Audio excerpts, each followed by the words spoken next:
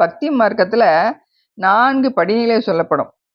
இறைவனை அடைவதற்கு 4 மார்க்கங்கள் இருக்கு. அது சரியை, கிரியை, யோகம், ஞானம் என்று. சரியை என்பது உடம்பால இறைவனுக்கு தொண்டு செய்கிறது. கிரியை என்பது பூஜை வழிபாட்டு முறைகள் மூலமா செய்கிறது. யோகம் என்பது மனதை ஒருநிலைப்படுத்தி அந்த இறைவனை மனதுக்குள்ளேயே பார்க்கக்கூடிய நிலை. ஞானம் என்பது இறைவனின் உண்மையான அந்த அறியக்கூடிய அறிவு தான் ஞானம் என்பது.